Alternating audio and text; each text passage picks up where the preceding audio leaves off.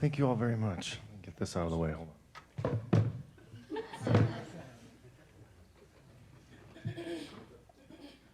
I didn't think it was going to be awkward, and then I got behind it, and it's kind of awkward. No, I'm good. All right, let's say a prayer first. In the name of the Father, Son, Holy Spirit. Amen. Father, thank you for this opportunity to come together before you in your name. Please pour your Holy Spirit upon us. Please open our hearts to receive you in a new way. And please, Lord, draw us deeper into yourself. Please anoint my words, give me some words to speak, and let your will be done always. Amen. Father, Son, Holy Spirit. Amen. All right. So, as Father said, my name is Matt Simmons, and I work here part-time with the Unbound Ministry. And I also started Sacred Heart Ministries about a year ago. And basically with that, I teach people to pray. I do one-on-one mentoring, spiritual guidance, and then I also give retreats and things like that. And so that's how I spend most of my time now. The whole title here, God Had Mercy on Me, I've been thinking about that a lot lately. And thinking about God's mercy. And a lot of times we think of that in the limited sense of God's forgiveness. But his mercy is actually so much broader than that and so much wider. Like the fact that every one of us is even here with all of our cells put together, that this moment happened right now is because of God's mercy. It's because of his grace, right? That's the only reason that any of us are sitting here today doing anything we're doing is his grace and his mercy. And so his mercy is all-encompassing. It's huge. It's not just forgiveness. It's also healing. It's also life. The ability to be in relationship with one another, in communion with him and one another. All of that is his mercy. And all of that is what I didn't have for the longest time in my life. I grew up here in Lincoln. I'm 38 years old. I grew up here in Lincoln. I went to high school right there at Southeast. And my upbringing was not real great. I wasn't raised Christian or anything like that. My mom had some faith. My grandparents and other family members were all Methodist. I don't know why. They all came from the Methodist church. And not real, I mean, they all went to church and all that, but not a real sort of deep evangelical faith that I'm familiar with. I wasn't raised around that kind of stuff. I was raised by my dad primarily. My parents were together, married for 8 years before I came along. And then when I was 3, after my mom had me, she had postpartum depression. And that wound up morphing into mental illness that stayed with her until now. She's currently still has mental illness. And so she was bipolar, and she had schizophrenic tendencies in there too. And so her mental illness was pretty bad. And for the first few years after I was born, my family didn't know what was going on. My mom was just erratic, all kinds of problems, da-da-da-da-da. Well, when I was 3, she decided she wanted a divorce from my dad, so my dad moved out. And when I was 5, they wound up divorcing finally. And so I don't remember my family being together. I wasn't raised by 2 parents together. And I don't remember them together. I have a sister who's 7 years older than me. And she remembers my family together. And her experience and both of our experiences of our family are vastly different. Right? And so I grew up alone, feeling alone most of the time. Right? My parents did not get along whatsoever. They were at each other's throats all the time if they were around each other. My dad had a temper. Very good man, worked very hard. He had a rough time in his teenage years and wound up going to prison for a period of time. But that was back in would have been the late 50s, early 60s, where you could actually get out and change your life around and make something of yourself. Today, that's not always a possibility. And so he did that. He got out. And he moved to Lincoln, and a family took him in. And he wound up going to university, got some education under his belt, wound up working for the Journal-Star, and then ended at LES, both of which he worked, I think, 20 years apiece, somewhere around there. So he really turned his life around. And my dad had a lot of pain in his life growing up. His mother was an alcoholic and had multiple affairs on my grandfather. It was just a mess, right? And she left when he was about 14. And so this is what shaped my father's own anger with my mother, is watching his wife do the same thing to his son and his daughter, right? And so my dad was a very angry man. It was just boiling under the surface. At home, we'd kind of walk on eggshells around him. He wasn't physically abusive, nothing like that. But the verbal stuff and just the fear, you just knew that you didn't move the wrong direction or do anything like that. And that's what life was like at home with my father. He loved me very much. He just had so much pain and stuff in his own life that it shaped how he lived his life, right? And like most men, most of us today, he just kind of compartmentalized all that stuff, said, I've dealt with it, put it aside, and just went to town and did his thing. And in my work today, that's one of the funniest things I hear, right? When I meet with people one-on-one, frequently is, I've dealt with that. Frequently, what that means is I put it in a box, I put a lid on it, and I've set it aside because I need to move on with my life, and this can't impact my life anymore. That's generally what it means. And so that's how I grew up, and that's exactly what I did, right? When I would encounter discomfort, when I would encounter pain, sadness, loneliness, isolation, anything like that, that's exactly what I would do. I would do anything I could to push it aside, to move on, and to get on with my life. Unfortunately, I wasn't really capable of doing that. I started drinking and smoking pot and doing other drugs at a pretty young age, about 12. That was when I first came onto it, right? And I was the kind of person who was not a functional drunk, not a functional person. There are many people in the world who drink all the time, do all that kind of stuff, and they still fulfill all their daily obligations, right? I was not that person. I was like a basket case most of the time. I had no clue how to take care of myself. I had no clue how to do any of that stuff. And like literally for me, a normal lunch would be a Snickers and a Mountain Dew. And it wasn't because I was some obnoxious kid who was just doing my thing. I really did not know what to do and how to take care of myself. I did not know this stuff. My dad really wasn't present. He spent most of his day working, and then at night he did taekwondo and those kind of things, so he was busy a lot and he really wasn't around. And so what this left in the void there was my sister to raise me. And my sister's 7 years older than me, and she was more like a mom to me most of my life than my sister, which can really twist and convolute that relationship because she was never supposed to be my mom, right? And so growing up most of the time, like realistically, what teenage daughter wants to be spending her time running her kid brother around to events and to do things, right? They want to be hanging out with their friends, being a teenage girl, doing all kinds of stuff they want to do. And so it became across very clearly in her behavior to me that wasn't what she really wanted me doing. And I grew up feeling that she was angry at me a lot, right? And her own anger, her own turmoil that she came across in our family a lot of times came out on me. And it came out and kind of kicking me to the side, begrudgingly taking me to do things, just generally not being very nice and not being kind, and patient and loving, those things that God asks of us. And so growing up was really uncomfortable, and I felt alone and isolated. And in what our family had for us, if you look throughout Scripture, God has both seemingly masculine attributes and feminine attributes, depending on where you're reading and what the context is, right? And so what it's supposed to be is our parents make up the image of God for us. In this perfect world, if we have perfect saintly parents, right, they raise us, we start out, and we rely on them. We learn that they're trustworthy. We learn that they're there to protect us. They're there to lead us, to guide us, to shape us, to mold us, to care for every facet of our lives. That every facet of our lives is important to them, right? In a perfectly holy family with parents, work for dad or mom these days, whatever it is going to be something that enriches the vocation of marriage, right? It's not something devoid of that. It's something that enriches it, builds it up, and builds the family. And that's not what it was for me.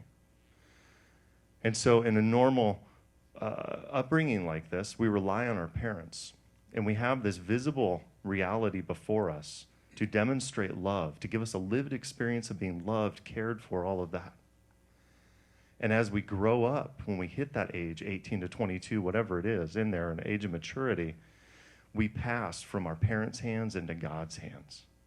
And because we've experienced all of this in reality with our parents, we can trust our home life, or our parents made mistakes or weren't perfect. A lot of times is the degree to which our image of God is skewed, right? And so for me, I knew unequivocally growing up, my dad made plenty of money. We never had to worry about that. He wasn't rich, but we never had to worry about anything like that. So today, and always, I've never really had a problem trusting God about things like that, financial things. Now, my emotional life, on the other hand, that's a whole different ballgame.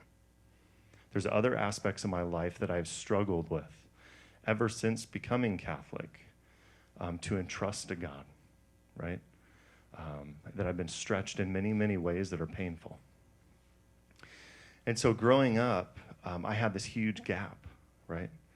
And the thing is when we have our home life is not this image of God, there's a gap in this transition between our parents and God. And it's not a smooth transition. And so a lot of people have this gap, and it's not like we're going to get out of our parents' hands and go, whoop, I'm into God's hands. You know, there has to be something there to bridge that. And it can be experiences of God we have just in prayer, one-on-one with other people. But frequently in my own life, it was people who loved me in ways that I never encountered in my own family of origin. And they were the ones who filled that gap. They were the ones who drew me into the mystery of God's love. They were the ones who I could share my heart to and actually tell my stuff to. And they sat there with love in their eyes, listened to me, and accepted me anyway.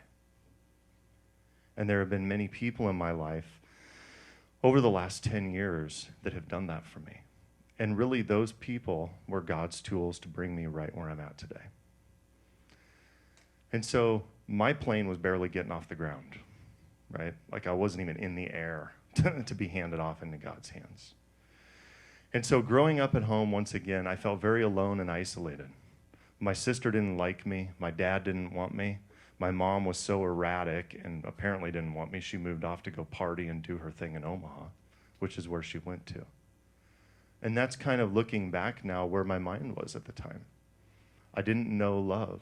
I didn't know attention, right? I remember the first time when I was in the crisis center, I had a brush with suicide and made a very serious attempt to me. They didn't want anything from me. They weren't trying to fix me. They weren't trying to help me, right? They were just there, present, and they listened to me. And that was really the beginning of grace for me, right? So all throughout my younger years, I mean, you can kind of tell what I did. I mean, I drank, I partied, I did everything I wasn't supposed to do, right? And my dad, I remember growing up, there was this company, Massimo, that made T-shirts, and they had all sorts of funky stuff on them, and one of them said, "Bank a Dad." And I'll never forget that as long as I live, because that was so indicative of what my relationship with my father became.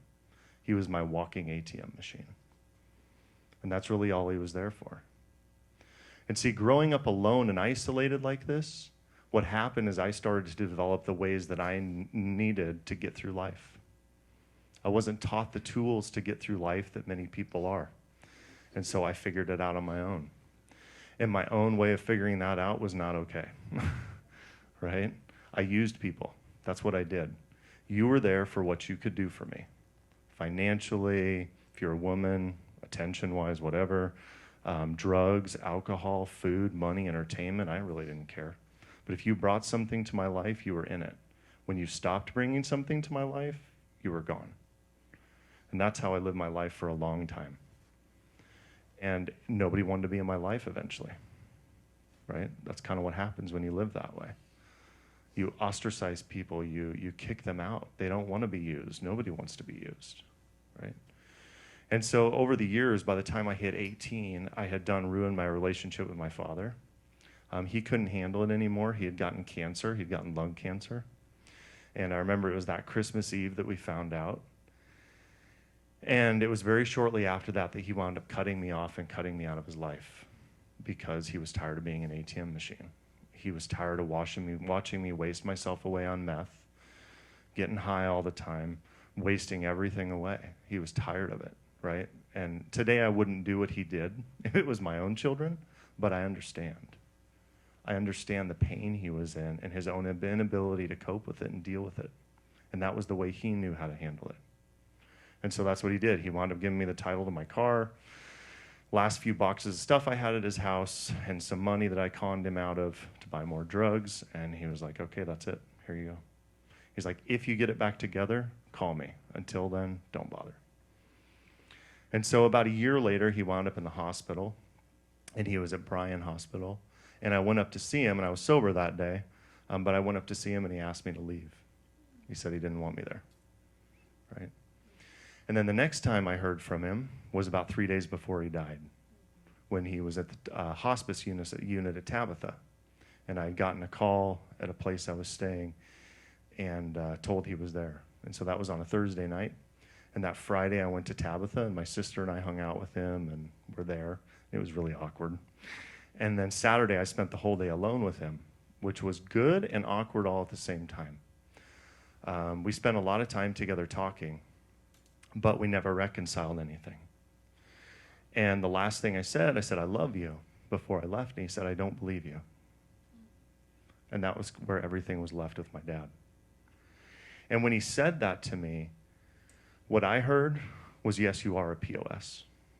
That's what I've thought about myself all my life. I thought I was crap. I thought I was junk. I knew I destroyed people's lives. I destroyed my own life. I knew it. And here was the man, the person, the one person who was consistent in my life, even if he wasn't all there all the time and wasn't the perfect dad. He was the one person who was consistent in my life, the one person whose opinion I truly cared about. And at that point, what I heard was him confirm everything I thought about myself. And that was a really difficult thing. And that was back in 1998. And it's probably taken me until the last couple years to finally really get on the other side of that wound and all that happened in that relationship. And so when that happened, I received a small inheritance.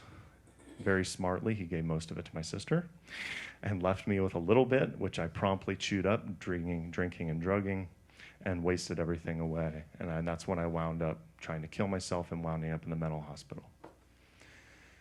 And I was a mess. Like, I was 21 years old.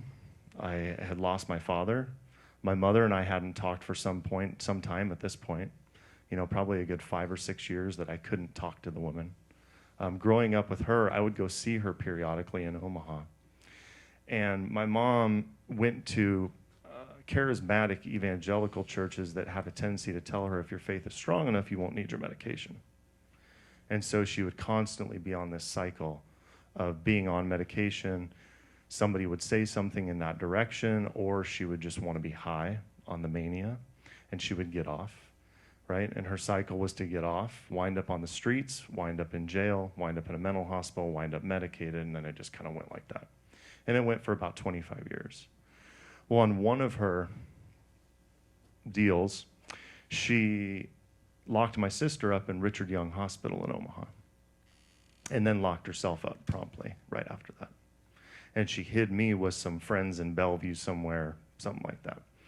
And so it took my dad, a week or two to find me. And then it took him a lot of attorneys to get my sister out of this hospital. And so there was a lot of damage there from my mom. I didn't trust her. She was so erratic. And she was really never around, right? Just never present. And a mother is so important in the love she gives us. Like, since having kids, I finally realized, and learning more about theology of the body, our moms actually present us and reveal us to our Father. Right? The first month or two, my babies don't clearly need me in a direct way. They want mom. Right? They don't want me. I got nothing to offer them. And so they want mom, and what she does is say, here, meet dad. Right? But we learn how to receive from our mothers. In those early years, looking in her eyes, her spending time with us, loving us, we receive this love. We learn how to receive love. Every one of us does. And for a man, when he learns how to receive love from his mom, he gets passed on to his dad, because now he knows how to receive love from his father, because his father's primary responsibility is to give love. It's to give. His body says that. It's to give. Right? And in learning how to receive love from a father, when we learn how to do that as men, we also learn how to give in that process. As our Father is giving to us, we learn how to give in return. For a woman to receive love from mom, she's learning everything she needs to learn, because that's her primary role in life, is to receive. Her body says this, right? And so she receives from mom and then begins to receive from dad. And she learns what kind of love to receive, right? And makes her life choices based on that kind of love that she knows how to receive. And so this is all very important. And so here I'm alone. I don't know how to receive love. I don't know how to do anything, you know? And I wind up in this situation. My dad's gone. Well, after that, my dad passed away, and I was in the crisis center, and I hadn't read a book since I was about 6th grade. And I read Charlie and the Chocolate Factory. And no joke, the entire time I was in school, I think that's the only book I ever read. My entire 12 years in school. And I didn't read other than that. It wasn't I couldn't read, I just didn't care. I was too busy doing other stuff. And shortly after this, I read a book by John Sanford. It was some, I don't know, it's a mystery novel, cop drama thing. And then I don't know what happened when I read that, but I started reading like incessantly. I had this hunger. When I met these men who sat there and they listened to me and all that, I had this hunger that developed at that point. And I started to question, because my life was such a mess, a wasted mess. And I started to question these things. I started to read philosophy, which is really out there. Started reading Plato, a little bit of Aristotle, but I didn't really like him too well. Then I promptly got into like Sartre, Nietzsche, Camus, the existentialists, which if you're somebody like me who is angry, right, and pretty anti-God, that is terrible reading, absolutely terrible reading, because all it did was reinforce my anger. It gave me intellectual reasons to not believe, right? When in reality, the reason I didn't believe is because of all the hurt and pain I had in my life and in my heart, right? And so I started to read this stuff, and I started to change a little bit. I started to go to this group. I started to do things to change my life a little bit, but I couldn't really get along past the God question. And it would come up when I'd interact with these people, but I just kind of pushed it aside because I didn't want to deal with it. But I couldn't stay clean, and I'd constantly go back, just in and out, in and out, in and out. And over the years of doing that, about a decade of doing that, I would unwind just a little bit further. And so it went from reading philosophy, and then I'm like, well, I really need to be spiritual, clearly, right? But no, not the God thing. And so I got into Buddhism and started doing that, trying to meditate and those kind of things. And what was funny about meditation is I've always struggled with fear and anxiety. And so I can wake up in the morning today still, and the spring is wound tight in the center of my chest, and I'm just like, ready to go. Please, wife, don't talk to me yet. Let me get out of the house. You know, I don't want to create any problems here. Like, that can happen to me easy.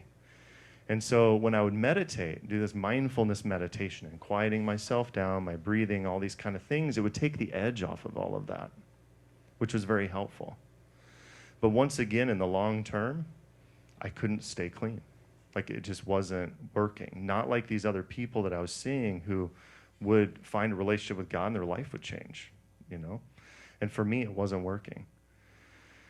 And the interesting thing about Buddhism versus Christianity is a lot of things are very similar in the ascetic practice. But the difference is there, the answer to suffering is don't be attached to anything. I mean, essentially, like, don't care about anything and you'll be fine, is really what it boils down to. A certain detachment, right? For Christianity, and so they have practices of detachment, to detach from things, and this emptying, right, of the attachment. And in Christianity, what it is we do similar things. We have similar ascetic practices, but we need an infilling. I must decrease and he must increase in me. And that's the movement of Christianity. And it's not, I'm going to be unattached to anything, but the reality is we're all attached to something. We're all dependent beings. And the question is am I going to be attached to God or not? right? That's the real question, because I'm going to be attached to something. For me, it was the drugs, the drinking, the food, all the sensual stuff in my life. That's what I clung to. And the question is am I going to cling to God instead? Am I going to be one with him? And so as I went through that, I realized my life still wasn't changing. Like, I'm okay a little bit of the time, but I'm still not quite okay. And so eventually I wound up leaving for a while this group and really falling downhill pretty fast and pretty hard. And I got hooked on Oxycontin. And for anybody who doesn't know what that is, it's a painkiller that's basically pharmaceutical grade heroin is what it is. And I got hooked on that, and I did it for quite a while. And I was doing a lot of it each day. And eventually I wound up quitting. And it was a really hard, it was very difficult. I went through a lot of physical withdrawals. And after that, for a little while, I had severe depression. It's not just the physical stuff with that, but the psychological, emotional is really bad. And so here I am, I've quit. I'm about a week and a half, 2 weeks out from quitting. If it doesn't work here, I'm going to do it. Like, I'm going to do the gun thing, and I'm over. And it wasn't that I wanted to die, but I wanted the pain to end. And I've been in pain so much for so long. Like, I just couldn't do it anymore. The pain, it just hurt. The loneliness, the isolation, the disconnection from other people. The inability to honestly share my heart with other people and actually receive when they share their heart with me. Because maybe what they share makes me uncomfortable. And I can't be in relationship with people. And that's kind of how it was. And I was just so alone, I wanted the pain to end. And so I went to this meeting that night, and I left. I hated every minute of it. And I left, and I was walking in my car, and a buddy of mine caught me, a guy who I lived with once before, and we hadn't talked for a long time. He's like, hey, let's go talk. I'm like, are you serious? I'm tired of talking. That's all we do is talk. I was so tired of it, seriously. I didn't want to talk to anybody anymore. Just tired of it. I was like, all right. And it was kind of a half get him off my butt type thing, and also I really had no options, right? So I went and met him at Metal Art Coffee on South Street. And we sat down and talked, and he cornered me about how much of a mess my life was, right? Which I had already known. It was crystal clear to me. It had been clear to me for years my life was a mess. But that I couldn't manage my life anymore. That was always the clincher for me. And that's really the clincher for every single one of us, is can we give up management of our life? And for me, I managed every aspect of my life. There was no surrendered areas of my life. And I made a mess of it, and that was crystal clear. And the track I was going down was I was going to die at some point. I mean, this is an inevitability. The way I lived my life, the way I was doing things, at some point it was going to escalate another step, and it would be over. So he's like, well, the only thing that's going to do it is God. I'm like, oh, here we go again, you know? Like, all right, whatever. And so we're talking about stuff, and he keeps telling me to surrender my life, surrender your life, surrender your life. And I've been hearing this for years now at this point. And what I figured out later is just like many people in this group, right? At some point, it's like, what the hell does that mean? Surrender your life, right? What does that mean? I get it. Sure, here's my life, but what does it mean? And that was the struggle for me for the longest time. I didn't know what that meant. And this was the first time somebody sat down with me honestly and explained to me what that meant. And he said, Matt, there's going to be a cost to surrendering your life. He said, what you want to do from now on takes second place to what you should do or what God wants you to do. He said, as simple as that. And so at the time, the example that was given to me as well, my now wife, Demetra, we were dating at the time. And he said, well, and at the end of the night, you know, if you want to go home and cuddle and coo with Demetra and watch a movie and stuff, but there's this person over there puking on themselves because they can't get cleaned up, he was like, you need to go help them. That's what it means to surrender. It means every moment of every day looking to see how I can serve, not how I can take. So if my wife needs something, if she needs help in some way, if I see a need there, a surrendered life means that I pour into that need, right? If I see somebody, if I'm paying attention to other people outside of myself, because self-centeredness is really my problem. I'm that selfish that I need to start focusing outward. And when I see need, I need to pour in it. And that's what I was taught to do right away, was when I see a need to pour into it. And that's what it means. every day, all those kind of things that we would all think of as surrendered life. But those were, all right, that all makes sense, you know? So he's like, oh, let's go outside and let's say this prayer. Let's surrender our lives to God, da, da, da, da. And I'm like, okay.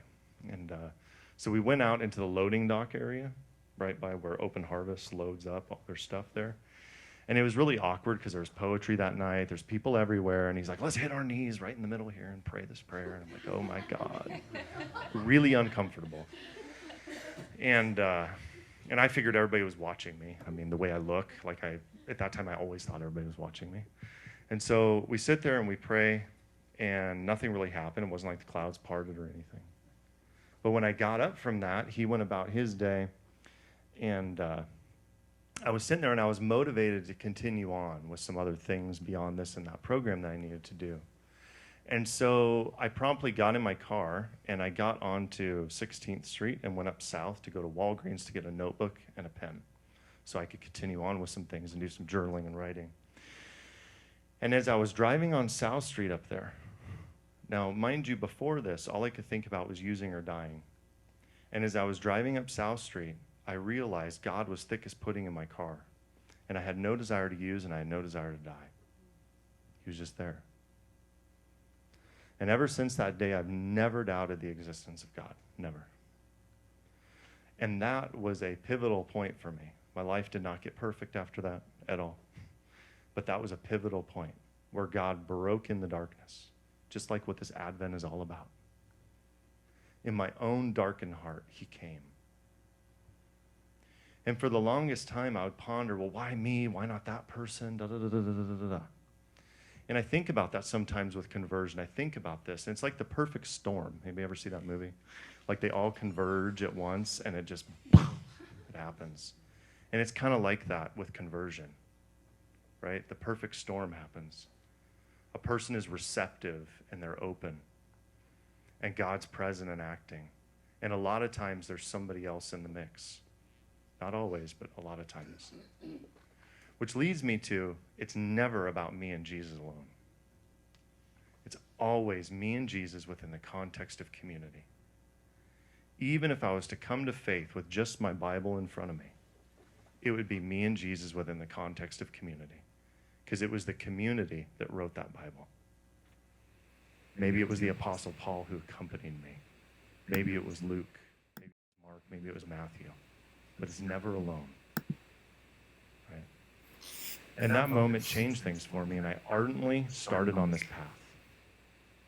I started moving on this path, and I was hooked. And I wanted God, and I wanted the truth, and I wanted it now. And that's really what I sought after. I'd experienced a presence and a love and a peace that I never experienced before in my life. And so I started seeking after it. I started helping people. I started serving people. I eventually wound up at Berean Church because the group of guys that I fell into all went out there. And so I went out there. My cousin works there. He does all like the lighting and sound. And I'm good friends with Brian and Patty and all the head pastors, their family. I've tattooed all of his kids, which is kind of weird, and his wife.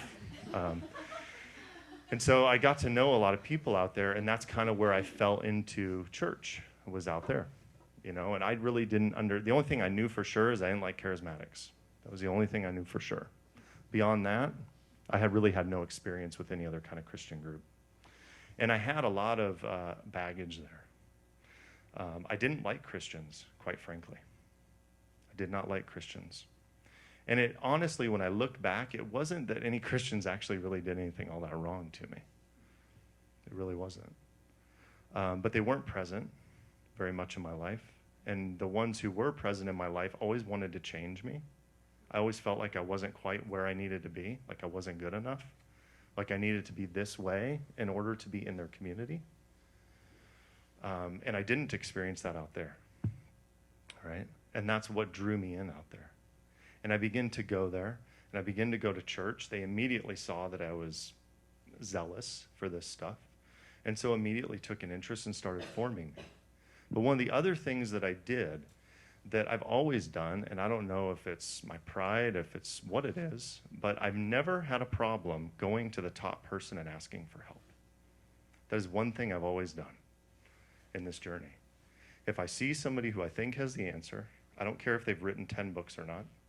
I don't care about that stuff. I want what they have. because I want to change. I want to grow into this. I want to grow into this life in Christ, right? And that's something that I always suggest people do. People so frequently don't want to ask for help. They don't want to ask their pastor, or they don't want to ask the bishop, or they don't want to ask somebody else who seems like they're too busy for anything, right? But ask and you shall receive. Knock. That's what Jesus tells us. Knock, ask constantly. And that's what I did. And I started getting fed, right? And they started teaching me about the Christian life. And I remember they gave me the book, The Case for Christ. And I was working in a tattoo shop at the time, and it was on a Sunday. And I went to work at noon. We closed at 10. Nobody came in the entire day, and I read the book that day, sitting in my boss's chair in the front of the shop, wondering if somebody was going to come in to deliver me from this book, right? Not that it was a bad book. It's very uncomfortable, right? And conversion is uncomfortable. Conversion is a suffering. We suffer our own conversions because we receive this. We receive Jesus into our heart, and he displaces us. He displaces our self-centeredness, our ego, all these kind of things. And he changes us, and he changes things, and that's uncomfortable. And I really wanted to get away from that book because of that. Because they're going through there with the truth, routing out lies in my mind as to who Jesus is and why he couldn't be God and everything else. And by the time I was done, I had no intellectual reason that I could come up with as to why he wouldn't be God. I just couldn't. And so I went to the toilet about 10 p.m., kneeled over it, just like I'd done so many times before, and surrendered my life to God, to Jesus. I surrendered my life to Jesus. Once again, no clouds parted, nothing huge happened. I just surrendered my life. And after that, I kept striving to live the Christian life, right? And so I'm with my wife at this point, now wife, we were dating at the time, and she was raised a cradle Catholic. And I didn't like Catholics. I had no reason not to like Catholics because I didn't know any of you, but I didn't like you. And I figured you were all a bunch of mindless sheep who just kind of followed what you were told to do, and, you know, that's kind of what I thought. You know, and I thought all the old typical stuff. Nuns whip you with rulers. There was just corporal punishment. I mean, that was my image of the church, okay, and Catholics. And so I was pretty anti-Catholic, and being out of Berean didn't help. Not that I was fed a bunch of anti-Catholic jargon, because I was not. However, the understanding was very much that we need conversion, and we don't have it, right? And so I didn't like Catholics. I was uncomfortable with the whole situation. My wife started going back to confession about the time we met and about the time we were going to Berean. She refused to go with me to Berean. She had been there a few times before, and she just didn't like it. And finally, we got into a fight one night, and I'm like, look, you're either going to come to Berean with me and follow me, or we're done. Like, this isn't going to work. You need to leave the church. Like, come to your senses. Let's go. And she wouldn't budge. And she couldn't defend her faith to save her life. She knew nothing about her faith. Right? Nothing. But she would not move. She would not budge. And that was new for me. I always had been able to manipulate people and get them to do what I want. Press on them with anger, with fear, anything I could to get what I wanted from people. But she would not budge over this. And that had never happened with a woman before. And that struck me. And I left, and a couple days, I thought about it, prayed about it, and finally came to the conclusion Jesus probably wouldn't act like I did. So I might need to go back and at least apologize, right? And kind of see what's up from there. And so I did. I went and apologized. And next thing you know, I'm calling her priest, making an appointment to go talk to him to find out what's up there, right? And not because I was overly interested, because I wanted to become Catholic or anything, but I realized I had never actually talked to anybody about it. I didn't know what the church taught. I didn't know anything about it. And so I went and talked to a priest, and he was perfect for me. You know, God has all the right people and everything just in the right spots for us to be here. And that man was perfect for me. Anybody who knows him knows that he walks the line of appropriate a lot of times and dances on that, right? Padre Johnson out at St. John's. I love the man. But he does, and for me, that was what I needed. I didn't need somebody to whip me over the head with a catechism. Not what I needed. And there are people that do that. But what he did when I met with him is I had no idea that there were schools and rectories. I knew nothing of that. And so when I went up there, I walked into the school. And it was, I don't know, mid-afternoon, mid-morning, something like that. It was when school was on. And my wife is a teacher with LPS, and they have like tables like this sitting there with people in security, fine-tooth combing everybody who comes in. And so I was freaked out walking into that, because looking like I do, I'm not always received terribly well, right? And at that point, I definitely had a chip on my shoulder still. A lot of the rough edges hadn't been worn off. I wasn't at peace most of the time. I was agitated most of the time. And so I walked in there, and the lady walked out of the office. She's like, hey, how's it going? What can I do for you? How can I help you? Da, da, da, da. And what struck me is she treated me just like she would anybody else, right? And sent me up to the rectory. I went up there, and I met with Father, and he's walking around doing stuff. And he's like, so where were you baptized? Da, da, da. And I was like, oh, I'm not Catholic. And he just stopped. And he was like, aren't you afraid you're going to go to hell talking to me? I was like, what? I was like, who is this dude? Like, he's weird, you know? And so I sat with him for an hour, hour and a half, and we talked. And he was amazing. You know, I had very barbed questions for him. I didn't ask questions in a nice way. I threw them out there, and they were darts and daggers coming at him. He never broke. He was always just kind, joked with me, laughed with me, would answer my questions, ignore my crap, and just kind of work with me. And that was my beginning with the Catholic Church. And so I started meeting with him regularly and talking to him more, because he was somebody I could talk to. He was like a father figure to me, right? And I remember the first time I went to Mass there, it was a midnight Mass, Christmas Eve. And it would have been 2006, I think. And I just cried like a baby the whole time I was there. At the time, I didn't know why, other than there's this guy who kind of looks like my dad, about my dad's age, all that kind of stuff. There's the father thing going on here. But I didn't really know why, right? And what it was Jesus. He's right there. I was with Jesus. The answer to all my pain was sitting there with me, just being there with me. And I was being healed in that time. And I didn't even realize it at the time. Those were tears of healing. And what I didn't realize now looking back is I'd come home. I'd found my home at that point. I didn't know it at the time. And so I left that, and I continued going to Berean. My wife was at Wesleyan at the time at school, and they were going on a mission trip to India, and they were going to work with Tibetan refugees. And it was like a poli-sci mission trip. And so I was going to go over there with her because it was dirt cheap, and it was probably going to be the only opportunity I ever have to go to India. And quite frankly, I was a jealous person at the time, so I went with her. Number of reasons there. And before I left, or before we went, Father was like, well, when you're over there, you should look up Mother Teresa's sisters. I can't. And I'd heard the name Mother Teresa, but I knew nothing else about her. Nothing. And so I started researching her, looking into her and her writings and things like that. And I became borderline obsessed with Mother Teresa because she was speaking to me. She was speaking to the lost, the lonely, the unwanted, the unloved, which is what she called the poverty of the West. Over there, it's easy to fix, plate of food, beans, rice, whatever it is. But over here, I mean, the situation we're in, I had every opportunity I ever wanted. My dad wanted me to go to college. He paid for my first semester to go, and I'm the one who came back and said, save your money. Not worth it. Here I am. I have every opportunity that anybody could have, and I'm killing myself. And that's what we do. We're rich beyond compare. We don't know poverty here in America, right? And yet we're eating ourselves to death. We're killing ourselves. Drugging, drinking, porn. I mean, you name it, all the stuff that's out there today. You know, people in Asia get irritated. I was reading an article recently of factory workers get irritated because of all the crap they make for us to buy. They're like, what are you doing over there? That was really interesting to me. I never thought about that before, right?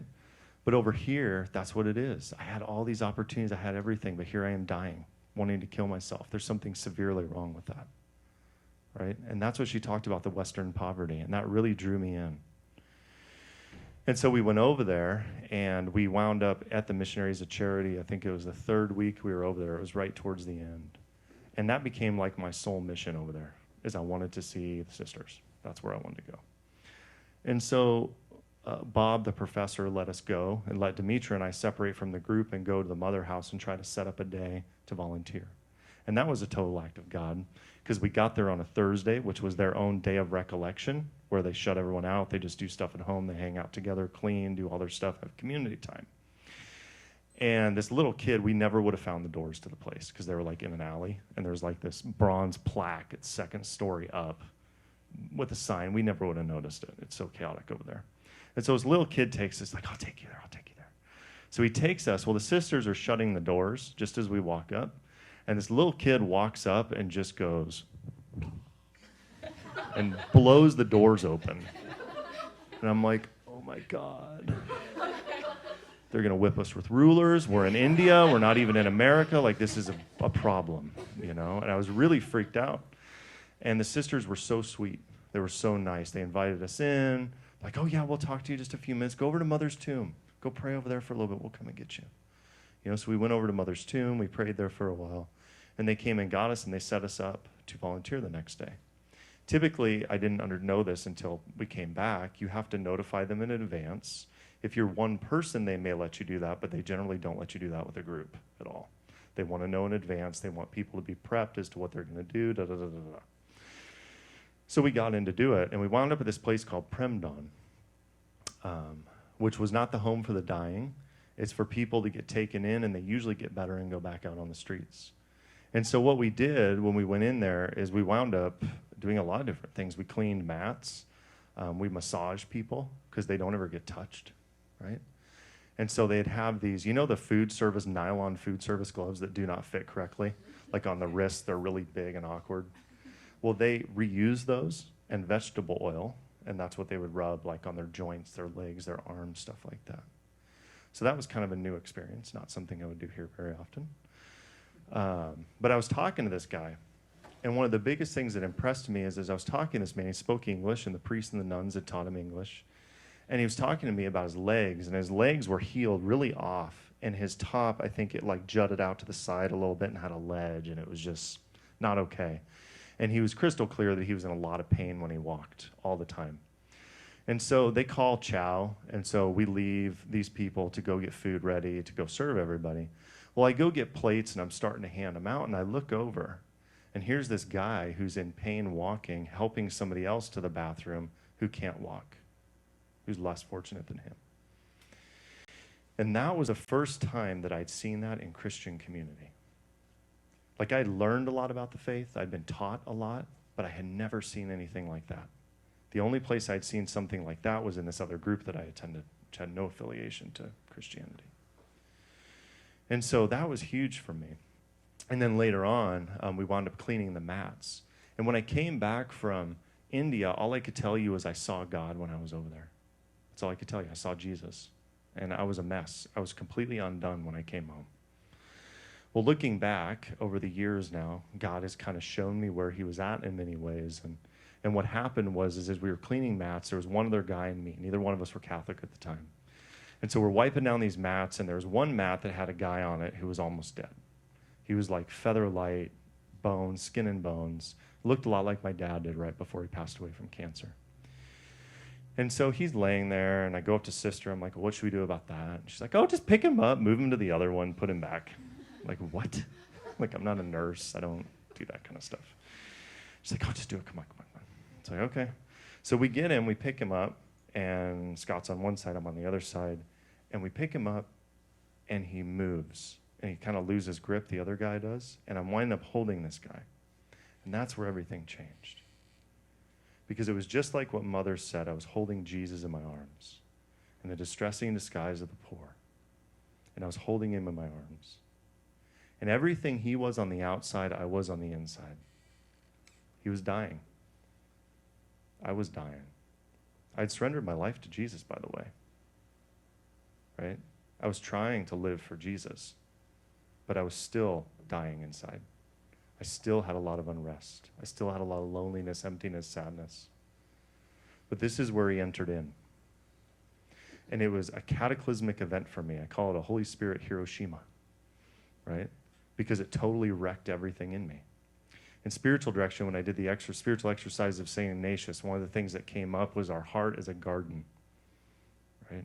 It is the Garden of Eden for us. That's where we dwell with God. We walk with him. We sit with him in intimacy, face to face, is in our hearts. And a lot of us have weeds overgrown in our hearts. Maybe we have parking lots that we built. Maybe we have some buildings and things like that. For me, I had a city in my heart. And what happened that day was it all got blown apart. And so what I left Calcutta with was this mess in my heart of rubble and rubbish. And there's kind of two ways God has a tendency to work on us.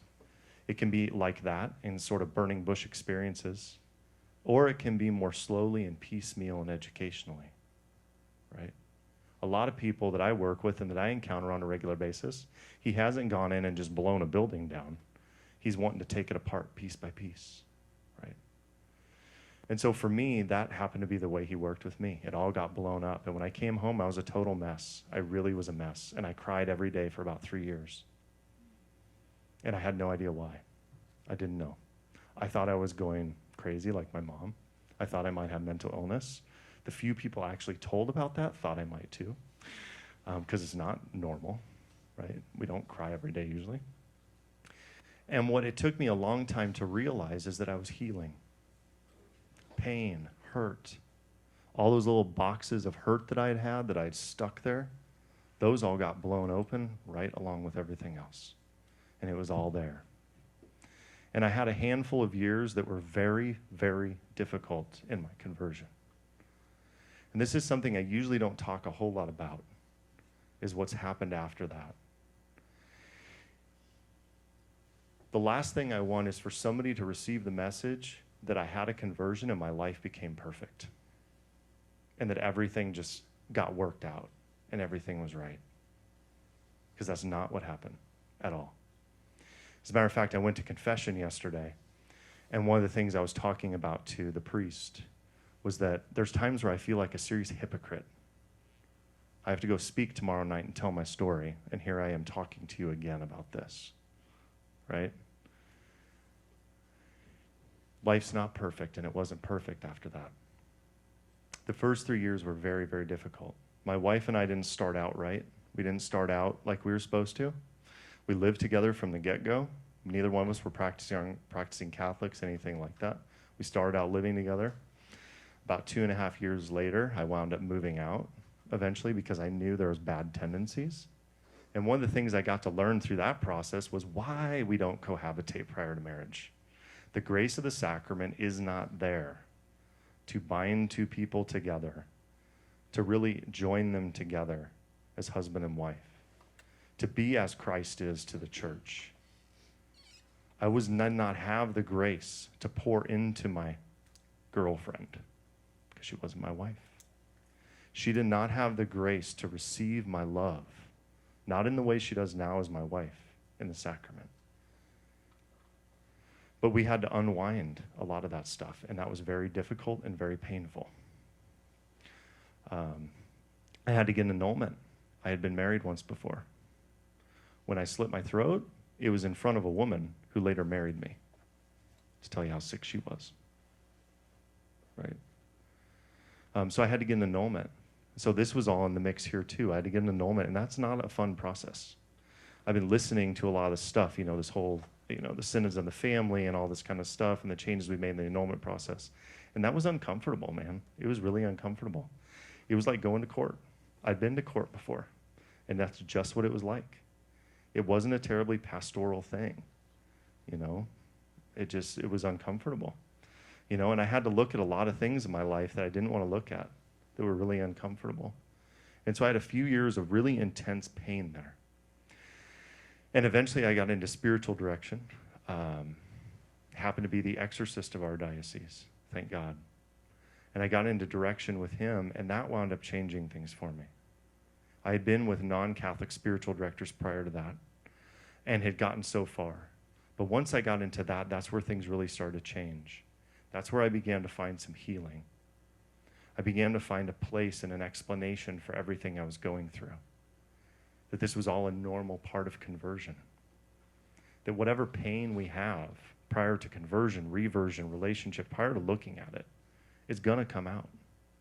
C.S. Lewis told a story in, I think it was Mere Christianity, about a little boy who's got a toothache and he doesn't want to go tell mom, right? And he doesn't want to go tell mom because he knows what's going to happen is she's going to take him to the dentist, and then the dentist is going to root around his entire mouth. He's going to find everything that's wrong, and he's going to want to fix it. And the kid's like, no thanks, right? That's what happened to me. When I came to God, I came to him for a purpose, and that was because I wanted to get rid of drugs and alcohol from my life. I wanted to be able to have a semi-normal life. I was not prepared for everything he wanted to root out of me because there's a lot there. And every time a layer comes off, there's a more fragrant one below it. That one comes off, there's another one there. There's another one there. It just keeps going, going, going. And so I've had a lot of people walk with me along the way through this process of healing. I went to Focus for a couple years, which was the last place I wanted to go, to be honest with you. Most of the people there didn't have the same type of life experience that I did. They came from very different backgrounds, very different situations, a lot of them. Most of them were about 10 years younger than me, who were my peers in work. It was just a very uncomfortable time. But it was one of the most healing times that I ever had. It was like purgatory, right? And I hope it might take some time off at the end. But it was really uncomfortable because I was this guy who was so rough and barbed. I mean, I was so freaked out to go because every other word out of my mouth from being in a tattoo shop for so many years was an F-bomb. I'm like, how am I going to make it in Focus? Yeah, right, you know? So much healing occurred in that process. I got to be around people, and this is really the most important thing, I think. When I think about the church is so diverse. The people here are so diverse. There's people like me who have just had a mess of a life. And there are people here, probably somebody in this room, who's had a very, very good life and is very healthy and is very whole and is very spiritually well. And we need each other. That's the thing that I learned throughout this whole process is we need each other. I needed people who knew how to live life to be around because I had no clue. And I learned a lot about how to live life. My wife and I got married 4 months before I joined Focus. So our married life for 2 years started out in that community, which was such a blessing.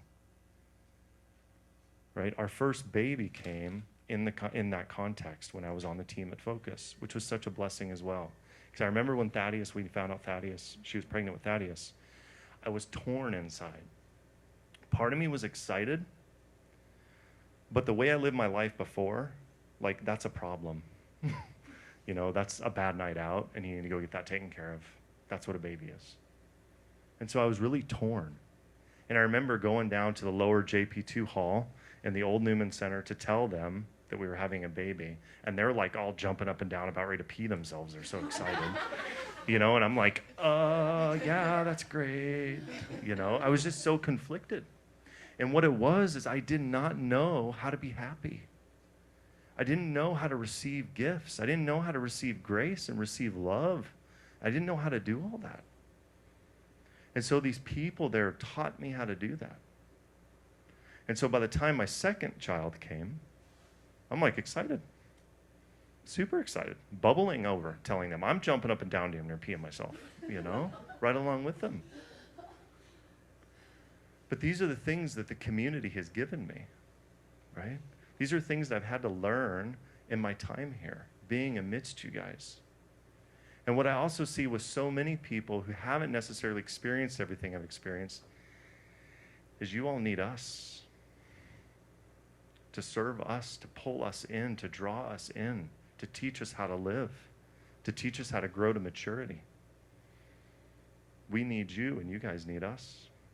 Sometimes it can be difficult when people who haven't experienced things to interact with other people, you know, who have. Like, we have social circles. We have all these little circles in our life of people, and we don't always interact with each other, you know. But the Christian community, to really image God, is this constant selfless giving one to the other, right? And so people like me who are coming into the church are an opportunity, a beautiful opportunity for people who are already here to receive Jesus in a new way, to touch Jesus in a new way. in this distressing disguise of the poor. And I am indebted to the people who looked upon me that way and who continue to look upon me that way. The priest yesterday who continued to look upon me that way and said, yeah, I know, Matt, we all kind of feel that way. You know, meaning the priests, because they're always getting out their sinners too, just like the rest of us, you know. And so this conversion has been amazing, but it hasn't been without its struggles. And every day, I'm always asked by Jesus to open my heart to him in a deeper way in vulnerability, to relate in deeper and deeper ways what's happening in me. And in the end, that's where my spiritual life is simplified down to. John 5:19, I only do what I see the Father doing. That's my examination of conscience today. And that's such a beautiful thing. I only do what I see the Father doing. When I read that, I had to start asking, do I know what the Father is doing? Do I see what the Father is doing? Do I have any clue? Because Jesus said he only does what he sees the Father doing. That's it. Right?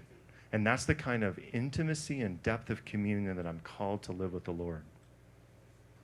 And this process of allowing things to come up and allowing him to enter into that is exactly what has drawn me into that relationship.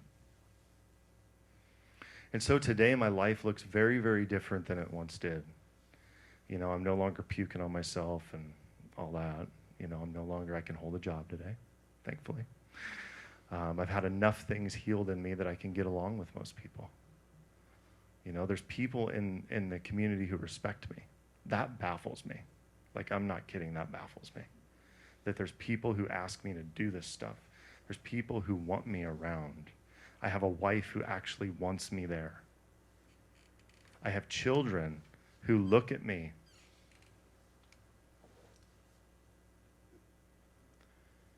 with the deepest, most innocent love.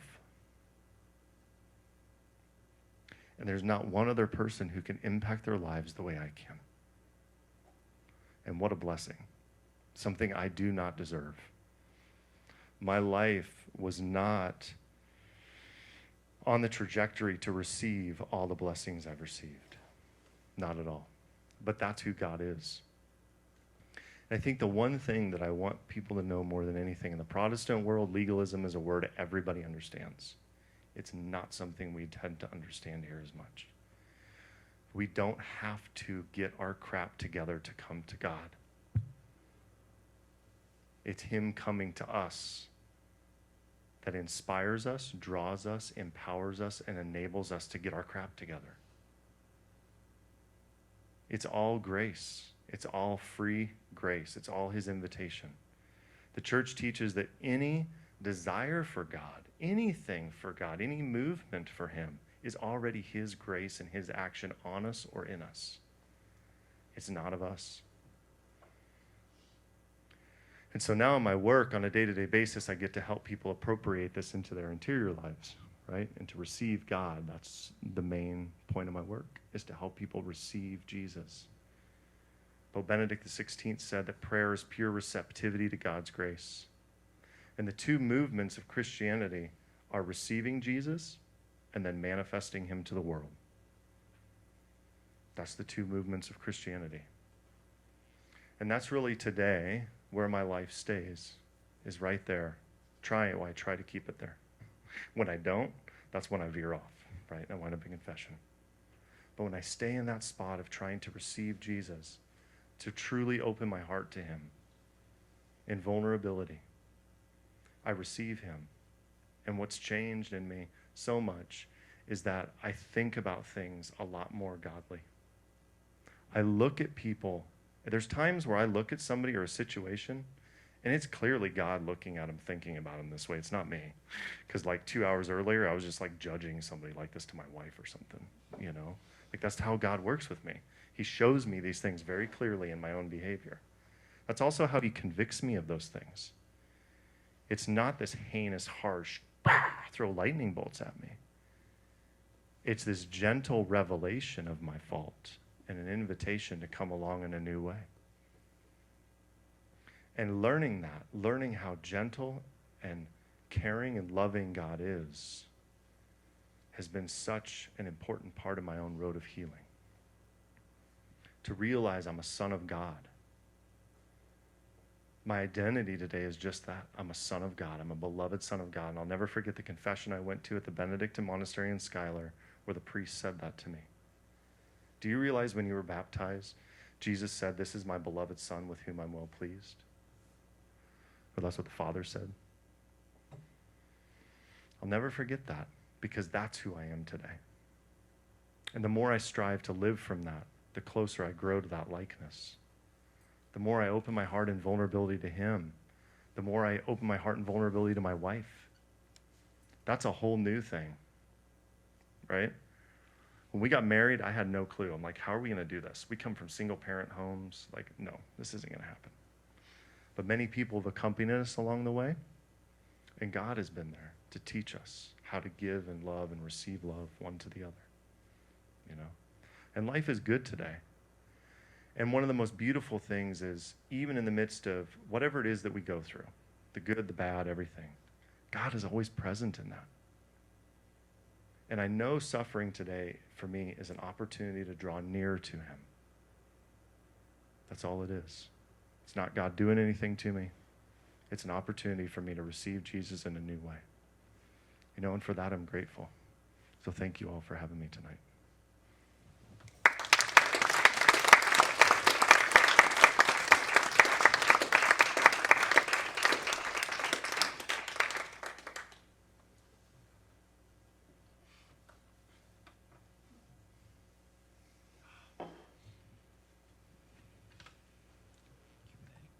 What's that, Father? Does anybody have any questions for Matt, just about some of his story or anything, any other insights he can offer? I have many good conversations with him, so he has got a good wealth of wisdom to share. Sure. Like after that, like nothing can be good to say, but I mean, it was just like so powerful. But you had mentioned that all the Christians you knew before, they didn't, or a lot of them just wanted to change you. Yeah. But then also you had mentioned the guy who helped you surrender your life. Yep. What's the difference between the two? I don't know. I don't want to be pushy with people. So the question is I had said that my encounters with Christians, most of them had wanted to help me, but then the guy who did help me, who led me to surrender my life, what was the difference? A lot of times, what I experienced, and I think a lot of good intentioned people who want to help, we don't always look at the person because of their, just because of who they are. I want them to be loved because they deserve it. A lot of times there's something behind that, which isn't bad necessarily. Like, I want this person to have a good life. I want them to be a healthy member of society, all those kind of things. And a lot of times that's what I experienced. It was like I was a cog in the machine for this well-oiled, greased world and life and society we have. Not that I was this person who was hurting, who was in pain, and who needed that to be gone. I mean, it's a really simple thing. I don't know the answer to how a person changes that. You know, it's just the way it was conveyed to me through that man, you know. And I think that really gets into something is when it comes to evangelization, like in our country, business has influenced everything, right? Efficiency, productivity, how quickly, boom, boom, boom, we can get her done, da-da-da-da, right? That phrase, get her done, it may annoy half the people in this room. It annoys me to no end, but I don't think there's any person in this room who can't relate to it at some level because it's such an ingrained part of American culture, right? And so a lot of times we miss what's in between point A and point Z. And it's not an intentional thing. It's just the way we are, the way we think. We don't always necessarily see the simplicity of what's standing before us. You know, we see another end goal, right? And so what I've encountered and the people who've really helped me are the ones who've looked at me and seen me, and I know they see me, right? How to change that, I have no clue.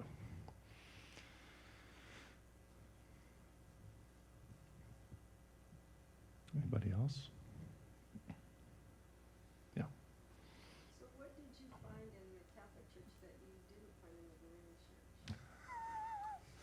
That's a long question. Other than Father Johnson. The Eucharist.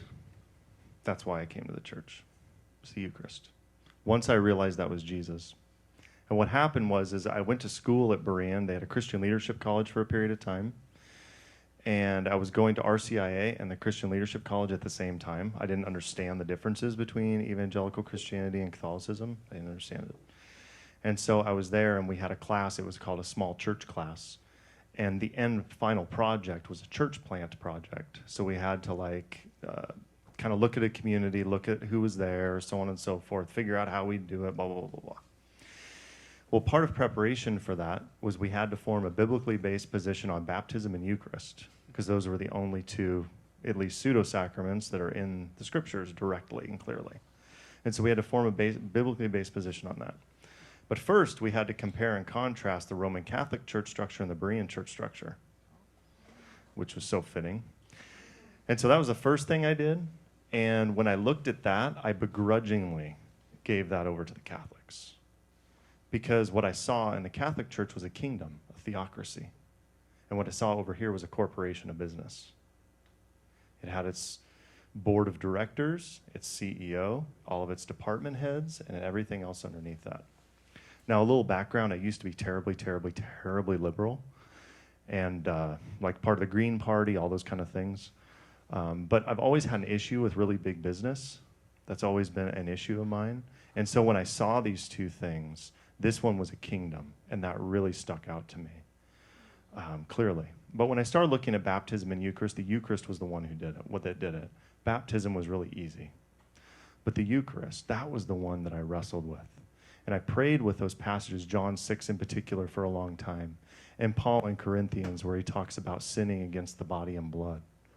And a question I had is, well, how can you sin against the body and blood if it's not God? Or profane it, there's something there I couldn't explain. But John 6 was what really did it for me. And I spent a lot of time and a little backstory on that. So when I came back from Calcutta, I started going to Mass every day. Every morning I went to Mass. I didn't go to communion, but I went to Mass every morning. And Father Johnson, as I met with him, he gave me the brown volume of his breviary. He had just gotten a new set. He gave me that one. He's like, oh, go learn to pray this. This is what the sisters prayed over there. It'll be good for you.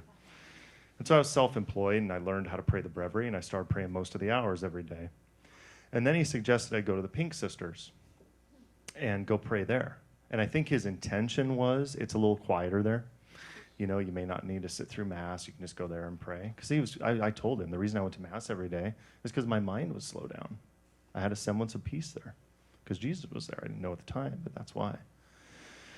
And so I started doing all three of those things. And I was doing those things for months before I did this study on John 6 and at Berean. And so one morning, I don't know what happened, but I woke up and I knew that was Jesus. It was just clear. I just woke up, I knew it was Jesus. And I promptly freaked out. I seriously freaked out. I got really upset. And I didn't have a car at the time, so I walked to church from 53rd and Layton up to St. John's, 76th and Vine. Luckily, Father Bernardo was there, and he calmed me down, because I'm like, what do I do? I can't be Protestant anymore. I got to be Catholic. I was totally freaked out. And he's like, just calm down, man. Just relax. Once you hit the end of the semester, if you think it's the right thing to do, probably is, go ahead and quit school there and just relax, And I was really grateful for that. But that's in the end how I wound up coming, was the Eucharist. Jesus really was pulling me in through that the whole way.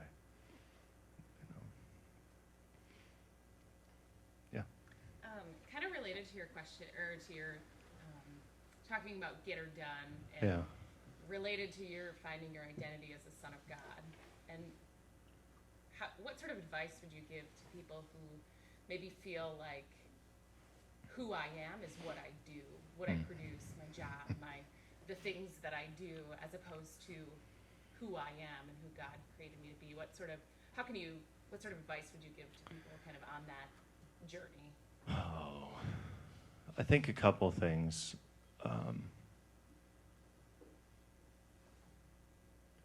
One, begin to pray. Really pray. And pray with the scriptures. Really start to pray with the scriptures. Chew on the scriptures and let them change you. That's first and foremost. But then I would also suggest finding some solid books on the topic, because there's plenty of literature out there. There's plenty of stuff out there.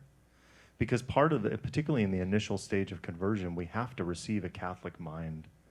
Our mind has to be flushed out of all the crap that's in there. And quite frankly, from our secular world, we receive a lot of it. And all that stuff needs to be unwound.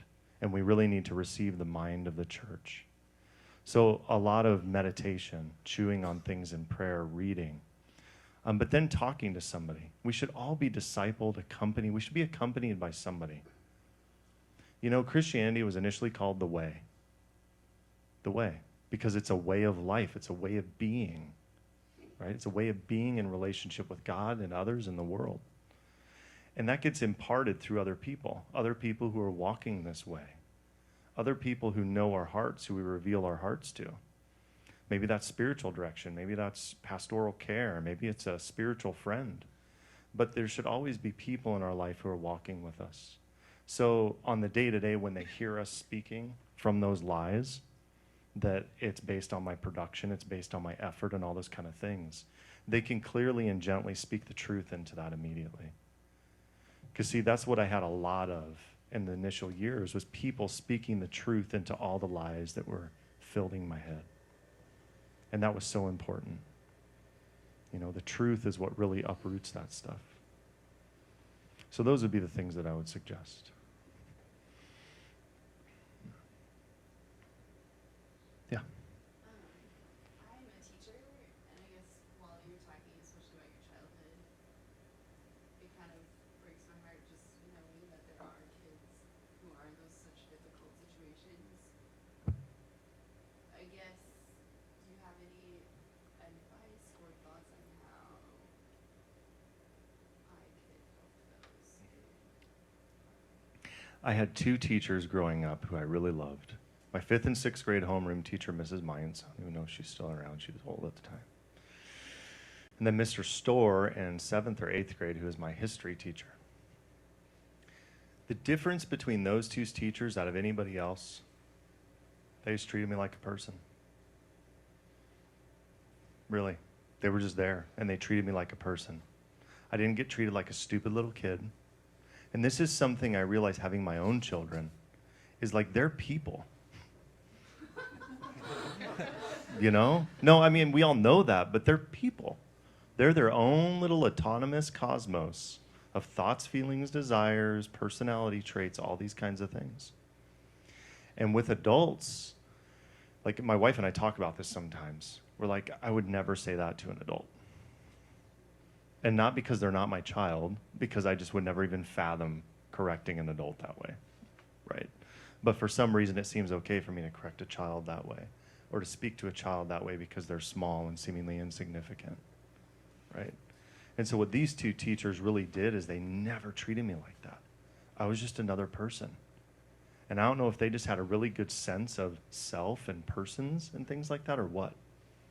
But those were my primary encounters as a child with people who treated me that way. You know, and that was the greatest thing they could do for me, is just be there and be present and be real and treat me like a person. You know.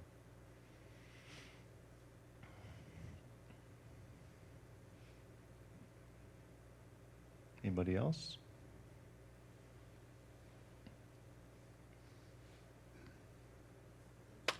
All right.